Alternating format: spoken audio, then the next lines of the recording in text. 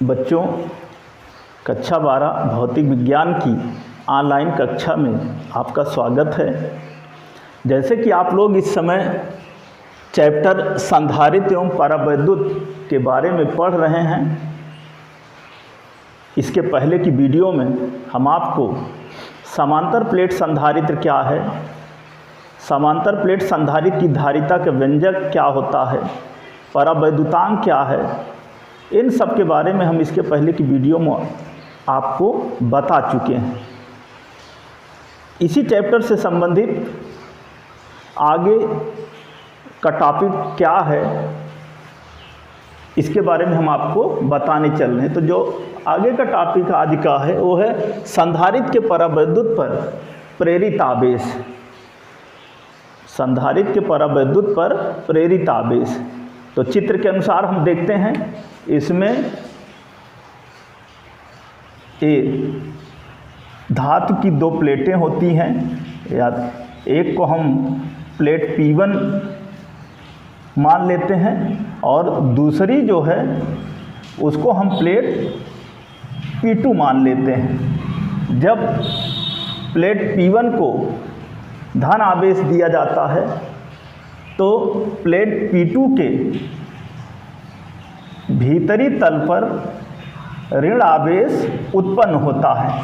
कैसे होता है, किस कारण होता है, इसके बारे में हम आपको संधारित्र के सिद्धांत में बता चुके हैं। जब इन दोनों प्लेटों सबसे पहले तो इन दोनों प्लेटों के बीच की जो दूरी है वह स्मॉल d होती है।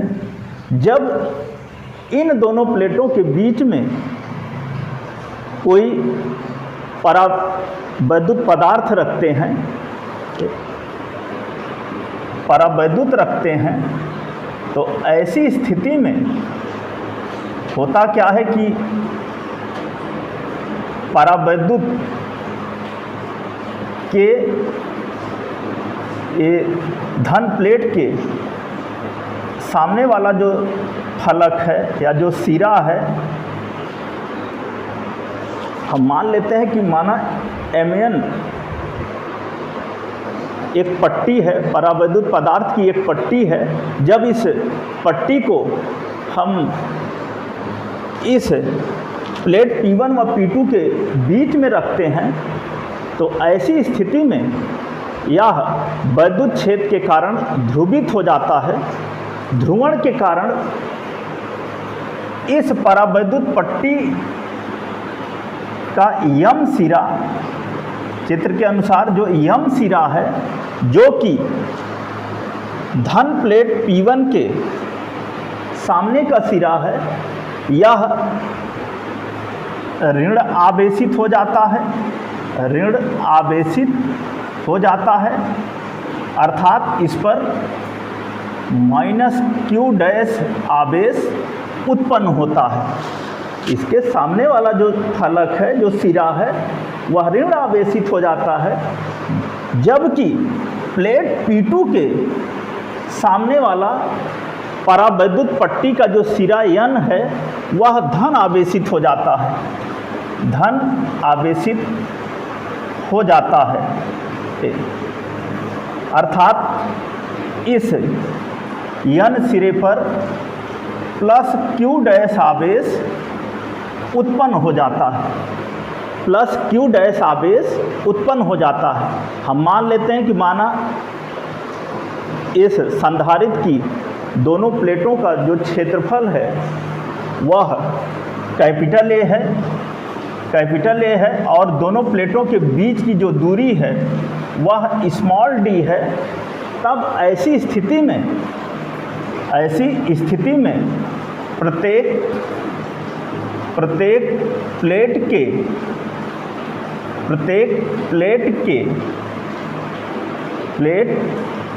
के आवेश का पृष्ठ घनत्व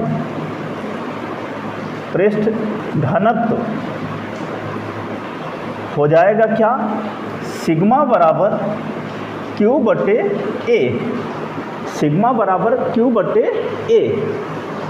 दोनों प्लेटों के बीच में निर्वात में दोनों प्लेटों के बीच में निर्वात में, दोनों प्लेटों के बीच में, प्लेटों के बीच में निर्वात में वैद्युत क्षेत्र क्या होगा, हो जाएगा E0 बराबर सिग्मा बटे एप्सिलॉन 0। क्यों? क्योंकि दोनों प्लेटों के बीच में जब निर्वात है तो निर्वात की स्थिति में कैपिटल E0 बराबर सिग्मा बटे एप्सिलॉन 0, परंतु sigma equal to Q upon A, तो इसलिए क्या हो जाएगा, E0 बराबर Q अपान A बटे एप्सिलॉन 0 अथवा कैपिटल E0 बराबर Q बटे epsilon 0A, equation number first. आगे, जब इस यमयन परावैद्युत पट्टी को जब इन दोनों प्लेटों के बीच में रख देते हैं तो ऐसी स्थिति में इस प्लेट के भीतर वैद्युत क्षेत्र E डैश उत्पन्न होता है, जो कि दोनों प्लेटों के बीच निर्वात में उत्पन्न वैद्युत क्षेत्र E0 से कम होता है, जो कि निर्वात में दोनों प्लेटों के बीच के वैद्युत क्षेत्र E0 के मान से कम होता है। ऐसी स्थिति में दोनों प्लेटों के बीच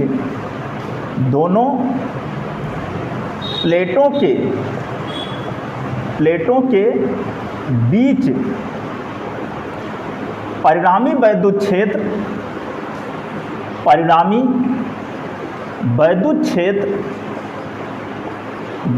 क्षेत्र हो जाएगा कैपिटल E बराबर E0 और minus E dash, E0 minus E dash हो जाएगा, अथवा इक्वल टू E0 की जगह पर हो जाएगा Q बटे एप्सिलॉन 0A और माइनस Q डैश बटे एप्सिलॉन 0A, Q डैश बटे एप्सिलॉन 0A। इसको हम मान लेते हैं इक्वेशन नंबर 2। आगे यदि इन दोनों प्लेटों के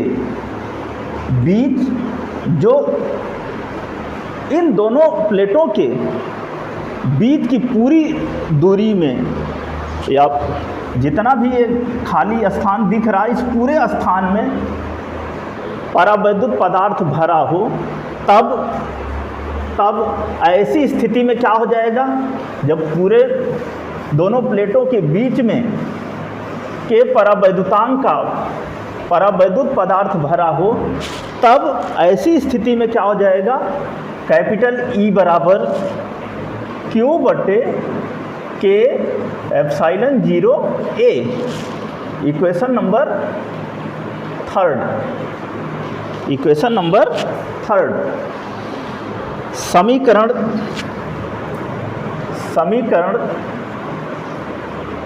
3 के इस मान को समीकरण 3 के इस मान को समीकरण 2 में रखने पर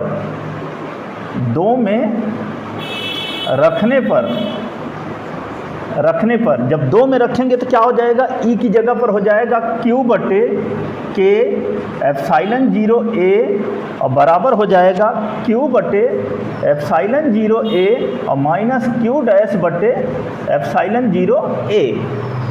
एप्सिलॉन Q काम इसको हम इधर कर लेते हैं, ये हो जाएगा, अथवा Q dash upon epsilon 0 a बराबर क्यू बटे एप्साइलन 0 a और माइनस क्यू बटे के एप्साइलन 0 a हो जाएगा, अथवा epsilon 0 a epsilon 0 a cut जाएगा, बचेगा क्या, क्यू डैश बराबर क्यू और माइनस क्यू बटे के हो जाएगा, अथवा Q dash equal to Q को कॉमन लिया तो 1 माइनस 1 अपान के, 1 माइनस 1 अपान के।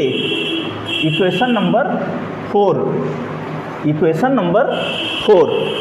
तो इस प्रकार परावैद्युत के पृष्ठों पर, इस प्रकार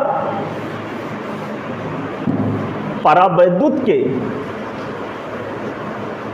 इस प्रकार परावैद्युत के पृष्ठों पर प्रेरित आवेश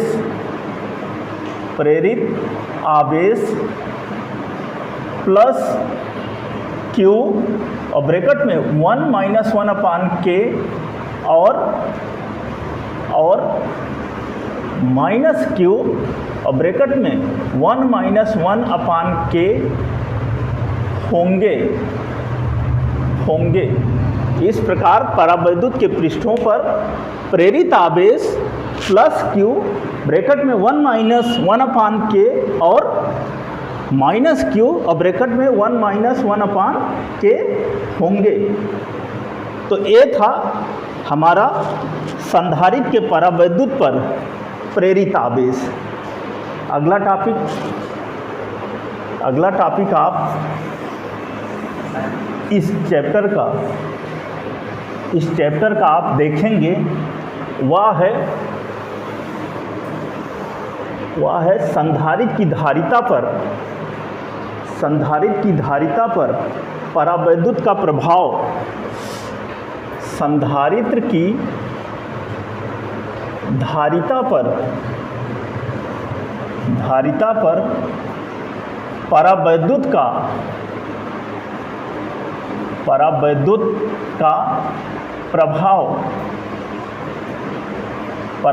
का प्रभाव हम मान लेते हैं कि माना संधारित्र की 2 प्लेटें हैं, एक प्लेट हमारी P1 है और एक दूसरी प्लेट P2 है, और इन दोनों प्लेटों का जो क्षेत्रफल है वह कैपिटल A है, और दोनों प्लेटों पर जो आवेश हैं वह प्लस Q व माइनस Q हैं। ऐसी स्थिति में प्रत्येक प्लेट पर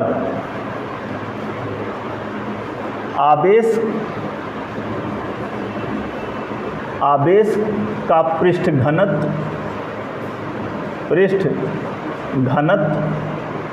क्या हो जाएगा, सिग्मा बराबर Q अपान A, सिग्मा बराबर Q अपान A। निर्वात अथवा वायु में दोनों प्लेटों के बीच, निर्वात अथवा वायु में दोनों प्लेटों के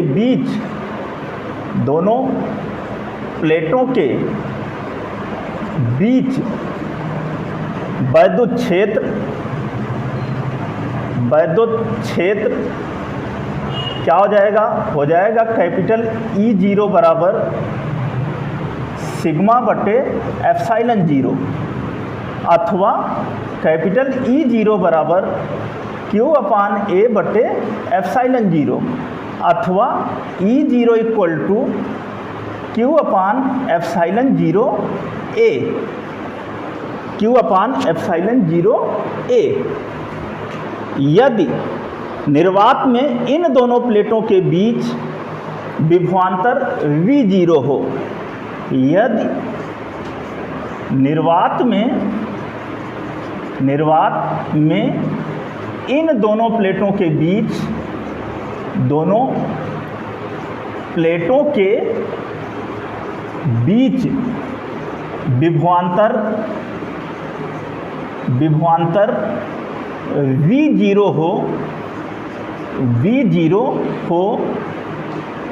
हो तथा दोनों प्लेटों के बीच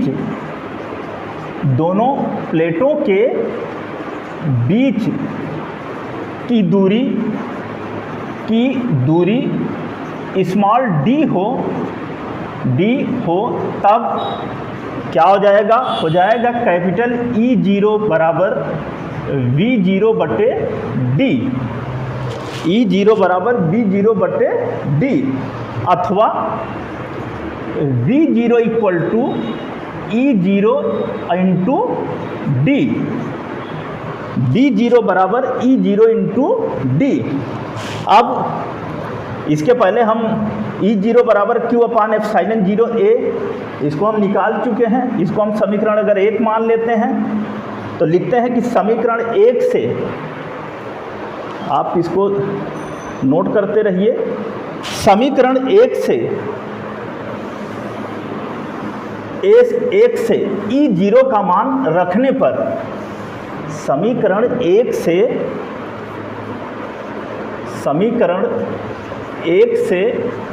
E0 का मान रखने पर जब रखेंगे तो क्या हो जाएगा? हो जाएगा V0 बराबर E0 की जगह पर Q बटे epsilon 0A into D, equation number second. अतः निर्वात में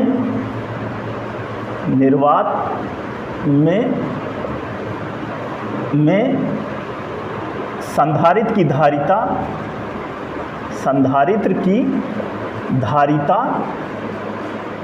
हो जाएगा क्या? हम जानते हैं कि C बराबर होता है Q अपान V, तो यहाँ पर क्या हो जाएगा? हो जाएगा C0 बराबर Q बटे V0, अथवा C0 इक्वल टू Q बटे V0 की जगह मान रख लेते हैं, हो जाएगा Q अपान epsilon 0A into D, epsilon 0A into D। और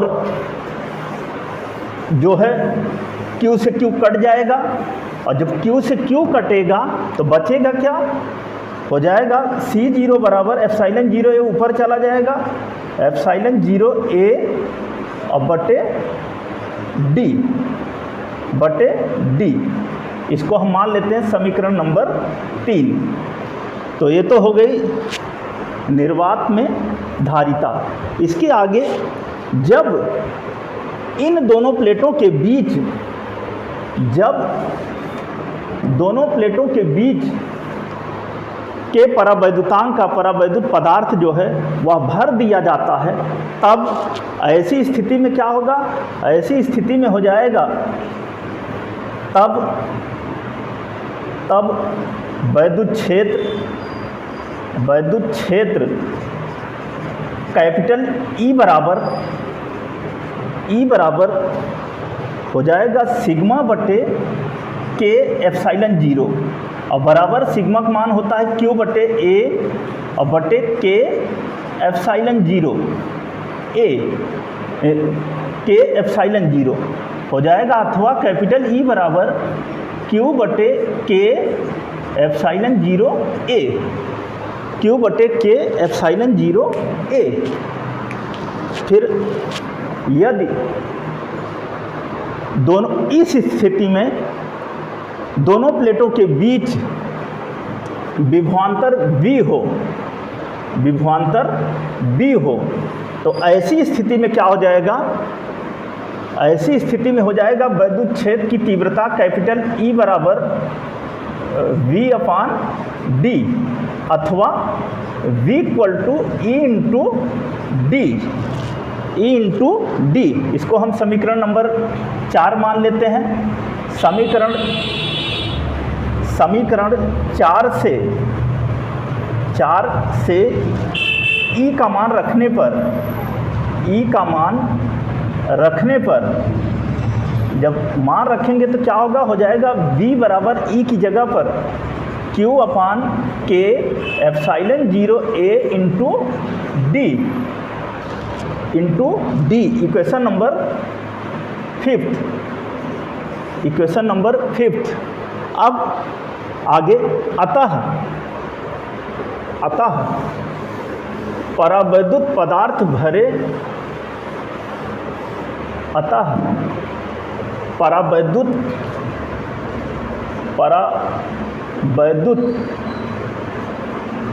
पदार्थ भरे प्लेटों के बीच परावैद्युत पदार्थ भरे प्लेटों के बीच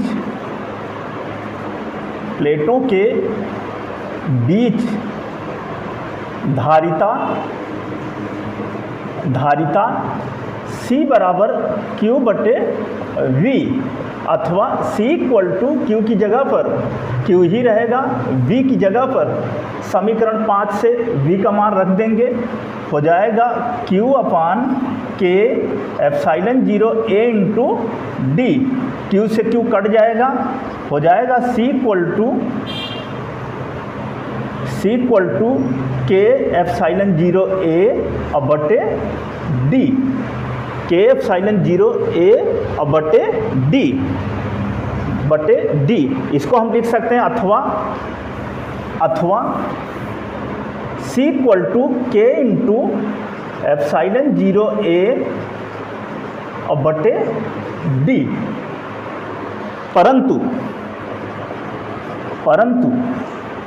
एप्सिलॉन 0 a अब बटे डी यह बराबर है किसके, C0 के, इसलिए C इक्वल टू के इंटू C0 अथवा C इक्वल टू के C0 अथवा C इक्वल टू के C0। तो ये था संधारित्र की धारिता पर परावैद्युत का प्रभाव, और इस सूत्र के अनुसार क्या निष्कर्ष निकलता है कि दोनों प्लेटों के बीच निर्वात में संधारित्र की धारिता C0, या चाहे कह सकते हैं कि दोनों प्लेटों के बीच परावैद्युत पदार्थ भरे संधारित्र की धारिता C निर्वात में संधारित्र की धारिता C0 का के गुना होती है। निर्वात में संधारित्र की धारिता C0 का के गुना होती है। तो ये था हमारा संधारित्र की धारिता पर परावैद्युत का प्रभाव। तो बच्चों इसको ध्यान से देखिए और शुरू से अंत तक देखिए, और जैसे हम आपको बताए हैं इसको सुनिए और समझिए, आपकी समझ में आएगा। इस चैप्टर के शेष और जो टॉपिक हैं हम आपको अगली वीडियो में बताएंगे। धन्यवाद।